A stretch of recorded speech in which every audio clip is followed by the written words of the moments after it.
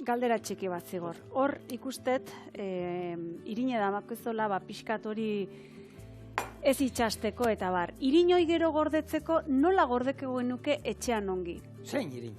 Irine, bai, nola gordetzen dituzozuk etxen gauzek? Ni dauket olako taper antzeko bat erabiltzen duena, gauzak aurra utzistatu behar dituanean da, irine holan hortik erabiltzen dut. Eta normalean beti oso gutxi hartzen dut, eta aluminio paper gainean jartzen dut, eta hoxe. Eta zuek nola gordetzen dituzue olako gauzek, elikagaiek eta etxen, pintzak jartzekoak zate, gauzek guziri poltsari, bakoitza bere taperren bere ontzitxoan sartzen duzue, zein da zuen sistema? Kristalesko ontzitxo, dauzket holan txitxiri ondako bat, barrendako beste bat, pastandako beste bat.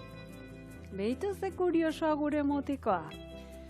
Hori bai, baina pasta egiteko garaian beti holan irinak inda sukaldia eta kristo inda bukatzeana holan da beti, Hemen garrantzitsua da, egotea irina desente bota behar da, ez dela mailan itxasten da, eta... Beitu, gauzek gordetzeko olako aholku batzuk bildu dizkigu mirarik eta adibidez. Bat behintzat, hau hartu, hola, irine, kasu hontan integrala eta txurie, alba da hermetikoki itxita zigorrek esan duen bezala, eta uda baldin bada batipat integrala, ozkaiun xomorrok iten zaizkiolako.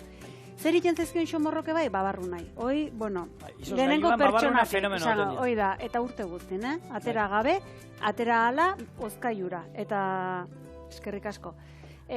Babarrunan xomorroa amorragarria da. Bai, harrapatzen baldin baizo, gero tximereta iten da, eta izurri sartzen da. Bai, Esan.